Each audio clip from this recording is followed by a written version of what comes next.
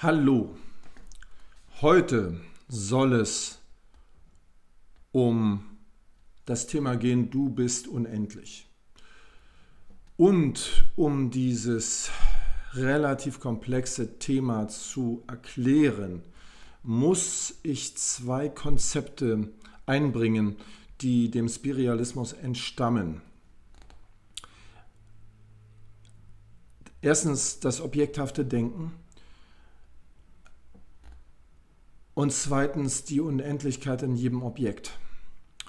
Das objekthafte Denken ist im Grunde mein Verwundern gewesen darüber, dass immer, wenn das Auge etwas erfasst, dies als eins gesehen werden kann. Wenn ich also zum Beispiel hier einen Computer habe, dieses Mikrofon und eine Maus, dann könnte man dies als ein Aufnahmeset sehen. Und dieses Aufnahmeset hat 3 Teile. Man könnte auch sagen, die Maus ist ein Teil und beziehungsweise ist ein Ganzes. Und das Zweite, was zu diesem objekthaften Denken gehört, ist, dass es immer in endlose Teile zerlegt werden kann. Also wenn ich beispielsweise das Aufnahmeset als Teile, als die Summe der Teile sehe, dann sind es erstmal 3 Teile. Aber ich kann diese 3 Teile wieder weiter zerlegen. Beispielsweise kann ich das Mikrofon hier, das könnt ihr jetzt nicht sehen, aber ich könnte das Mikrofon rausnehmen aus der Halterung. Dann habe ich beim Mikrofon schon 2 Teile und das ganze Aufnahmeset hat dann 4 Teile. Und wenn ich noch einen Hammer zur Hilfe nehme, dann kann ich natürlich mein ganzes Aufnahmeset noch in ganz viele Teile zerteilen. Und wenn ich dann noch einen kleineren Hammer mir nehme und noch ein Mikroskop dazu, dann kann ich die einzelnen Teile nochmals in kleinere Teile zerlegen. Und wenn ich dann noch weitermachen will, dann muss ich mir einen Atomwissenschaftler suchen, der mir das Ganze noch weiter zerlegt und im Teilchenbeschleuniger noch weiter zerlegt. Und das ist die Unendlichkeit, die in jedem Ding drin ist. Ja, und da ist kein Ende abzusehen.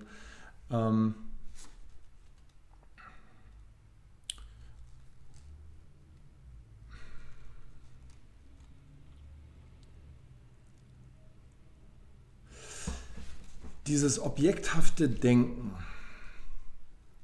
erstreckt sich sowohl über die materiellen Dinge und die geistigen Dinge. Die materiellen Dinge setze ich deshalb in Anführungszeichen, weil ihr ja wahrscheinlich schon mitbekommen habt, dass ich auf diesem Kanal den Spiritualismus predige, wenn man so will. Der Spiritualismus geht davon aus, dass alles Geist ist und dass es die Materie in dem Sinn, wie wir sie uns vorstellen, nicht gibt. Wie stellen wir uns die Materie vor? Wir stellen uns die Materie als Gegensatz zum Geist vor und wir stellen uns vor, dass im Gegensatz zum Geist die Materie in einem Außen existiert, in Raum und Zeit, als Objekt. Das ist der Inbegriff der Existenz, so wie wir es sehen, wohingegen die Gedanken lediglich versuchen, die Materie abzubilden im Gehirn. Das ist unser Bild, das ist unsere Vorstellung. Der Spiritualismus sieht das natürlich nicht so, sondern er sagt, die Materie ist ein Produkt des Geistes. So ist also unser Eindruck davon, was Geist ist, und unser Eindruck davon, was Materie ist, beides geistig. Und so sind auch die Eigenschaften der Materie letzten Endes die des Geistes. Man hat also die Möglichkeit, jedes Ding in Teile zu zerlegen. Und letzten Endes, wenn man sich dem nur lange genug widmet, dann werden es unendlich viele Teile sein. Wohlgemerkt, die Tätigkeit, die dazu nötig ist, Dinge zu zerlegen, sieht der Spiritualismus ebenfalls als geistige Tätigkeit an, denn alles ist Geist. Dass es einen fundamentalen Unterschied zwischen Materie und Geist geben soll, lässt sich letzten Endes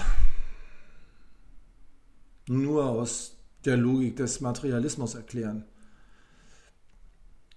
Und dort ist er voller Widersprüche.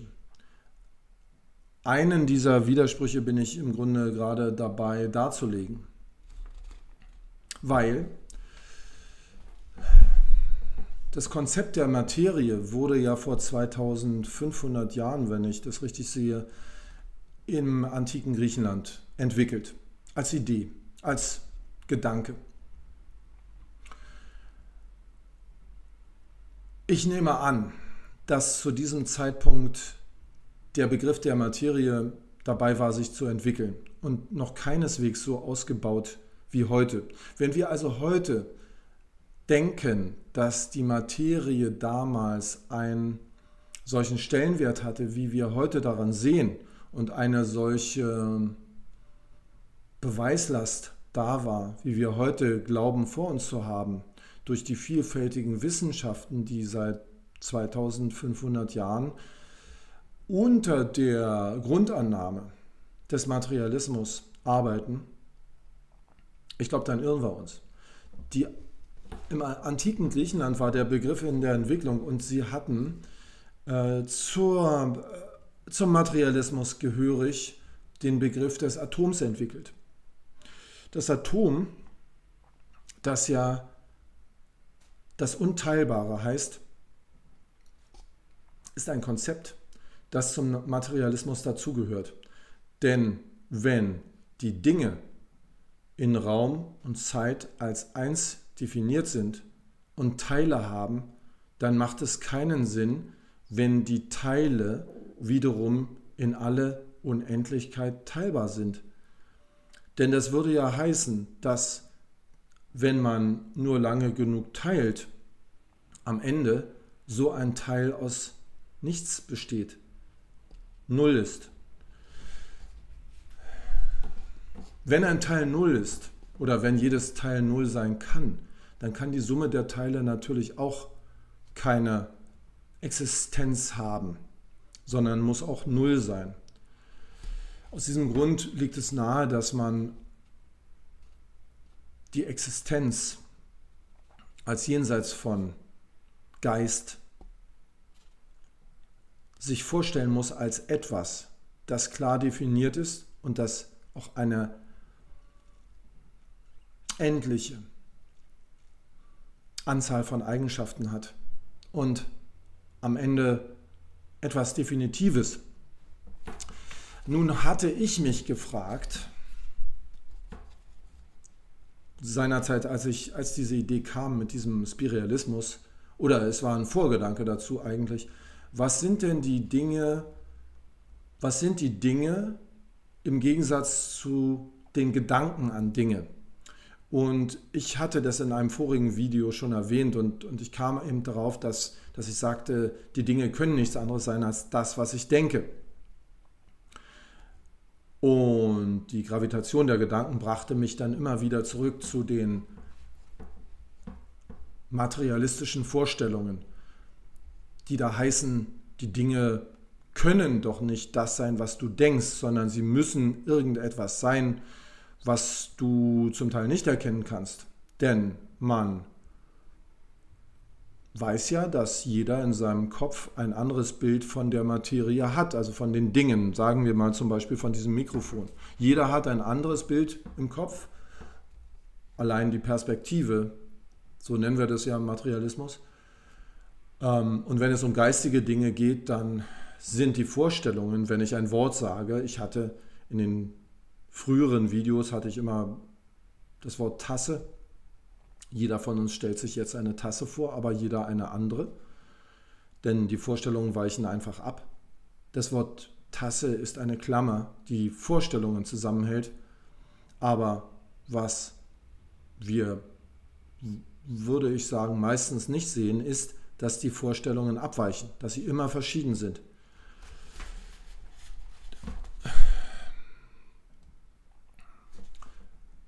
Das sind also diese geistigen Eigenschaften, von denen ich rede, dass die Dinge immer teilbar sind, dass die Dinge bis ins Unendliche teilbar sind, und zwar sowohl die geistigen Dinge, also ich rede jetzt zum Beispiel von einer Idee oder einem Konzept oder einem Plan oder dergleichen, zum Beispiel eine Philosophie, und auch die materiellen Dinge sind teilbar bis ins Unendliche. Und ebenso gut kann man jede kleine Strecke nochmal halbieren, mit der Hilfe der Mathematik zum Beispiel. Und man kann jede Strecke auch verdoppeln, so groß sie auch sein mag. Und genauso unendlich wie der Mikrokosmos ist auch der Makrokosmos, ist auch das Universum. Je tiefer man schaut und je mehr man seinen Blick auf die Tiefe des Universums richtet und je mehr Mühe man sich gibt im Sinne von, man verlängert seine Logik, indem man Teleskope baut, die nichts anderes sind als die Verlängerung der eigenen Logik, desto tiefer schaut man in ein Universum hinein, desto größer erscheint es.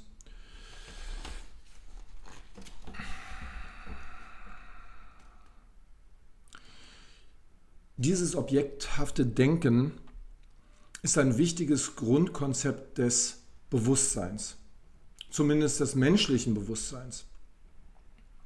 Es gibt ja nach meiner Überzeugung viele Formen von Bewusstsein, aber für das menschliche Bewusstsein haben wir eine Vorstellung. Und ich nenne es ein sehr wichtiges Grundkonzept. Es erscheint uns sicherlich trivial. Also wenn ich das sage, dass alle Dinge immer eins sind, dann wird mancher von euch vielleicht sagen, das klingt jetzt aber nicht besonders weise. Aber ich denke, dass es gerade deshalb ein Grundkonzept ist, ein ganz elementares Konzept. Alle Dinge sind immer eins. Du kannst alles zusammenfassen. Du kannst beispielsweise 2 Reifen und einen Schuppen und 3 Mechaniker zusammenfassen zu einer Kfz-Reparaturwerkstatt.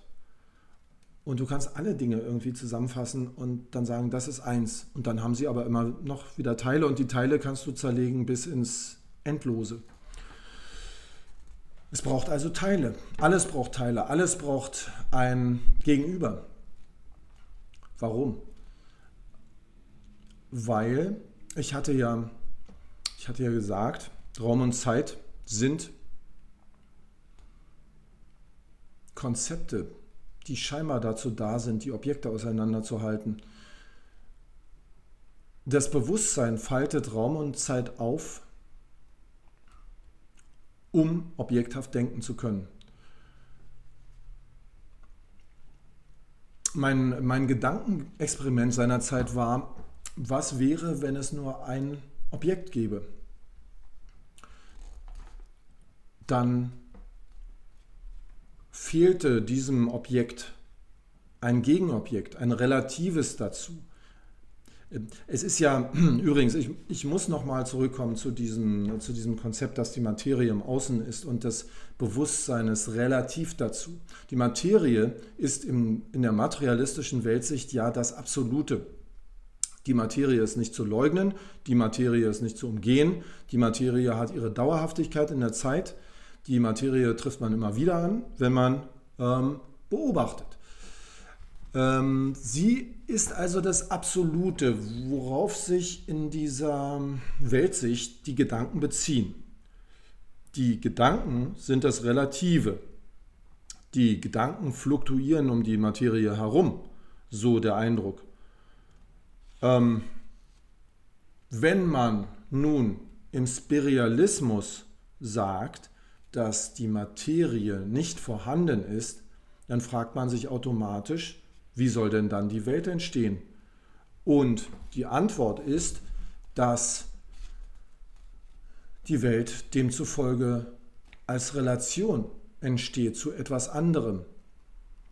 Und dieses andere ist dann demzufolge offenbar ein Objekt des Denkens.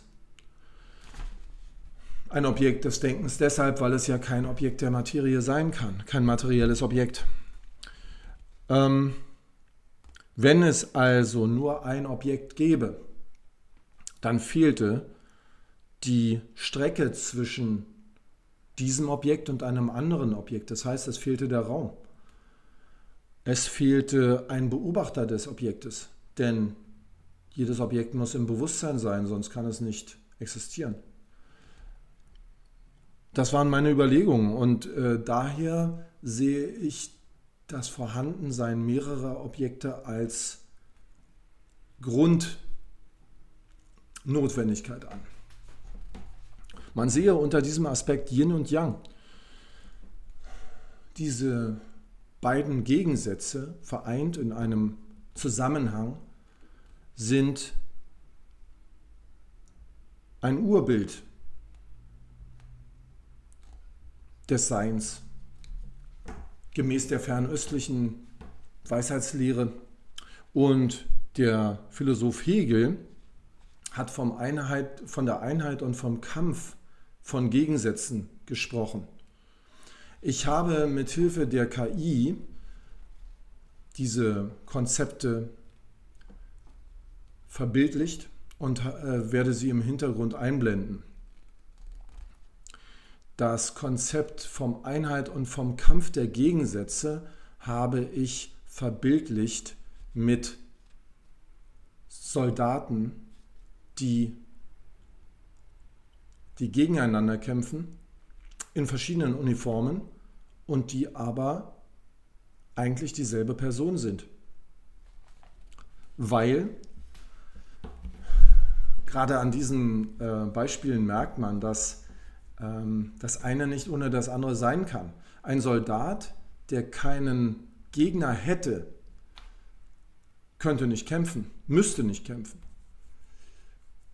Ich hatte übrigens das Lied, den Song Brothers in Arms von den Dire Straits, den ihr vielleicht auch kennt, immer so verstanden, dass diese Waffenbrüder aus dem Songtitel im Grunde die Soldaten zweier Fronten sind oder zweier Frontlinien sind, gegnerische Soldaten.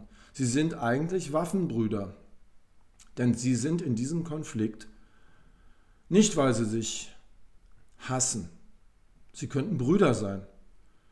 Sie folgen aber einem höheren Gedanken, einem Gedanken von Politikern wahrscheinlich, die sagen, das würde uns jetzt nützen, wenn wir diesen Konflikt haben.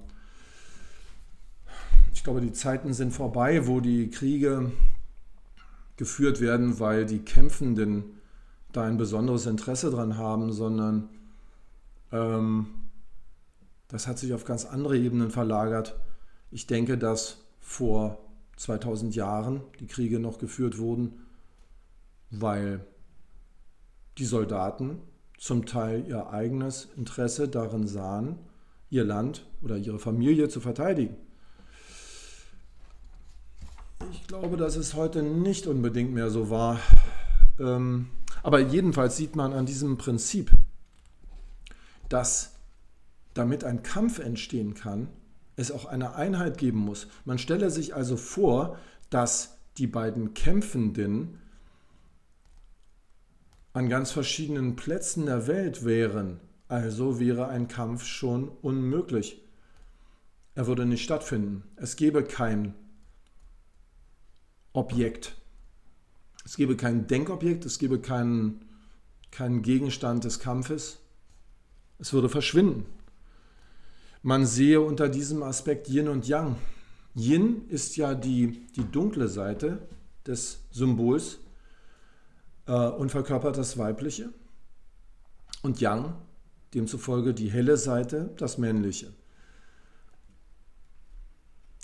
Was wäre, wenn es nur Männer gäbe? Logischerweise wäre dann nach unserem Verständnis eine Fortpflanzung nicht möglich. Es braucht dieses Gegenstück. In der Bibel steht ja, dass Adam Eva aus einer Rippe geschnitten hat, damit er einen Gegenpart hat. Und ich denke, es ist ein zutiefst spirituelles Konzept, dass es die Relation braucht. Ohne Relation keine Existenz. Im spiritualistischen Sinn. Im materialistischen Sinn scheint es schon eher möglich. Also dort könnte man sich wahrscheinlich eine absolute Existenz vorstellen, die aber völlig allein ist. Nun werdet ihr vielleicht sagen, man kann ja jedes Ding auch zerlegen in Teile. Ja, genau. Dann, also genau wie Adam das gemacht hat und hat aus der Rippe Eva geschnitten. Aber dann waren eben zwei Dinge da und nicht eins. Dies ist also das Konzept des objekthaften Denkens. Dieses Konzept ist zugleich ein Beweis, dass es die Materie nicht gibt. Ich hatte ja gesagt, dass ich im Laufe dieser ganzen Sendungen nach und nach erläutern werde, worin die Beweise liegen, dass es Materie nicht gibt, denn da gibt es eine ganze Menge. Es ist allerdings kein Beweis möglich, der mit Hilfe irgendwelcher aus dem materialistischen Konzept stammenden Messinstrumente kommt, sondern der Beweis, der hier geführt werden kann nur philosophisch sein. Rudolf Steiner, ihr wisst das vielleicht, der große Anthroposoph, der hat mal gesagt, nichts Weltliches kann mir Beweis sein. Und nach meinem Verständnis bedeutet das, dass mit materialistischen Dingen oder mit materialistischen Instrumenten die materialistische Philosophie oder Grundannahme zu beweisen, wäre eine, wie man in der Logik sagt, Tautologie. Eine Tautologie ist etwas, wenn man etwas beweisen will mit genau derselben Aussage, die schon getroffen ist. Zum Beispiel, wenn man sagen würde, die Tür ist grün, weil sie grün ist. Das ist also, führt zu nichts, unzulässig.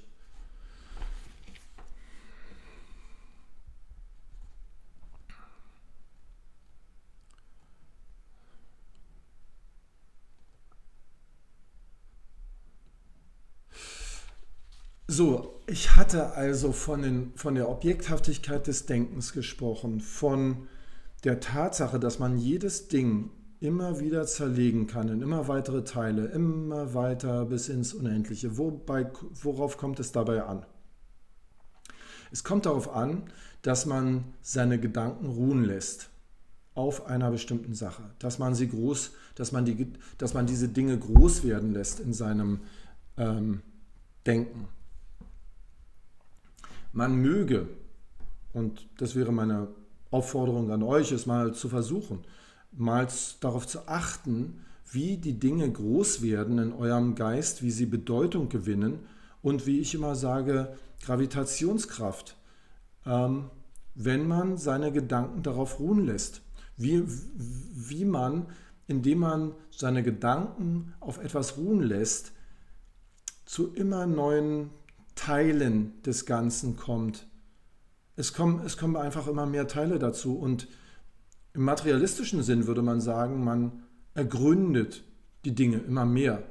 Im spiritualistischen Sinn muss man sagen, man erschafft sie, denn sie waren ja vorher nicht da. Und es ist nicht klar, dass man ausgehend von einem Objekt, das man zerlegt, im Geiste wohlgemerkt, immer auf ganz bestimmte Teile kommen muss, sondern das Denken erschafft eben. Als Anregung, darüber mal nachzudenken, habe ich mir überlegt, man kann das also sehen wie zum Beispiel eine geliebte Person. Man kann wenn man an eine geliebte Person denkt an eure Familienmitglieder zum Beispiel, dann werden diese Personen ganz groß und wichtig im Denken.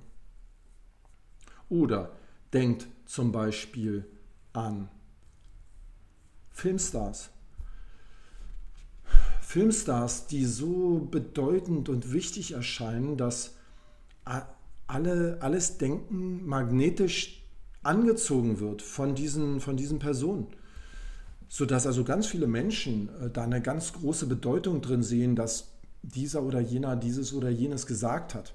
Nicht umsonst haben die Politiker in Washington sich die Popularität der Filmstars zunutze gemacht und sie in ihren Wahlkampf eingebunden, weil das so viele Leute bewegt. An sich hätte man ja sagen können, was die Filmstars sagen, das kann nicht wichtig sein, denn sie sind ja keine Fachleute.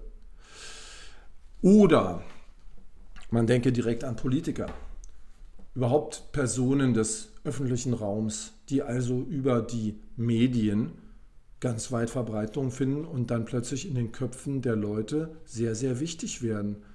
Die tauchen dann plötzlich im Alltag auf, während man einkaufen geht und man denkt dann dran, der hat das und das gesagt. Sie tauchen hier im Denken auf und das bedeutet, sie erlangen eine Wichtigkeit, denn so viele Gedanken hat man gar nicht am Tag. Sie tauchen auf, sie werden wichtig, sie werden größer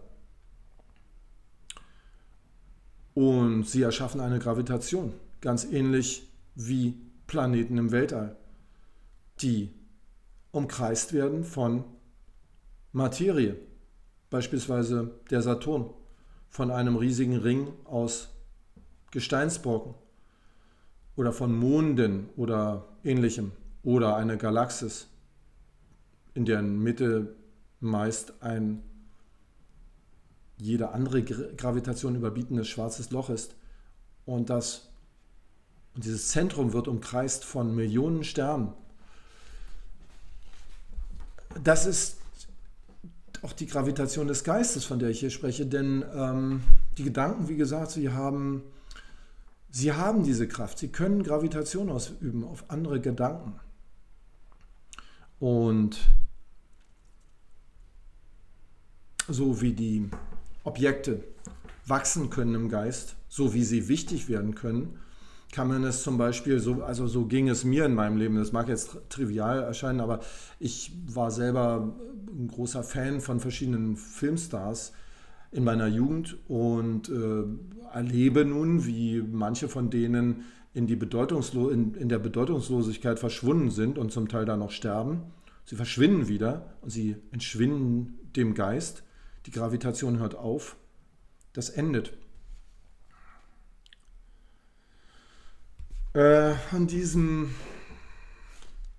Ich wollte ja damit erklären, du bist auch unendlich. Diese Objekte des Geistes, das objekthafte Denken, bezieht sich also nicht nur auf irgendwelche neutralen Themen, sondern wir sehen jede Person so. Das mag manchem einen gewissen, wie sagt man, politisch unkorrekten Anklang haben, dass man Menschen als Objekt sieht. Ich meine es in dem Sinne, dass das Denken immer dasselbe Konzept hat. Und ich nenne es objekthaftes Denken. Und so wie du andere Leute als Objekt ansiehst, ich sage jetzt, ich nenne es weiterhin Objekt. Was ist ein Objekt? Ein Objekt, du siehst es als eins, wie gesagt. Du kannst es zerteilen. Du kannst also in die Tiefe dieser Person hineingehen. Du kannst also sagen, auf den ersten Blick ist das ein sehr, sehr ernsthafter Typ. Auf den zweiten Blick ist es ein sehr humorvoller Typ, nachdem du ihn vielleicht 3 Wochen kennst. Wenn du die Person noch länger kennenlernst, dann erlebst du alle möglichen Facetten. Das meine ich, dass der Gedanke immer weitere Teile von Persönlichkeit zeigt bei Leuten. Und genau mit dieser selben Methodik siehst du dich selber. Deine Denkgewohnheit, was du bist, ist es, was letzten Endes definiert, was du bist. Zum Beispiel dein Name, dein Beruf, das, was du im Spiegel siehst, Diese Denkgewohnheiten sind es, die am Ende dein Ich ausmachen. Ja? Dieses Ich geht durch die Zeit, hat alle möglichen Gewohnheiten. Es ist eine Perspektive. Es ist immer eine Perspektive. Diese Perspektive hat ganz viele Erlebnisse, die werden Teil des Ich. Es hat bestimmte Möglichkeiten, zum Beispiel sportliche Möglichkeiten. Zu den sportlichen Möglichkeiten gehört, dass man zum Beispiel kräftige Arme hat oder so. Dazu sind Arme nötig. Das bedeutet, die Arme sind Teil des Ich, die Beine sind Teil des Ich. Und auf diese Art und Weise kannst du erleben, dass die Unendlichkeit in dir ist. Aber du kannst natürlich auch erleben, dass die Unendlichkeit in jedem einzelnen Ding ist, das vor dir ist. Und das Paradoxe ist meiner Ansicht nach, dass wir immer ins Universum schauen und wir wollen ergründen, wie tief es ist und warum es unendlich ist. Dabei ist die Unendlichkeit direkt vor uns. Sie ist überall. Und sie hängt ab vom Geist, vom Bewusstsein. Ich will damit erstmal für heute schließen und hoffe, es hat euch gefallen. Und wenn es euch gefallen hat, dann lasst doch bitte ein Like da und ein Abonnement und betätigt noch die Glocke. Danke, bis zum nächsten Mal. Tschüss.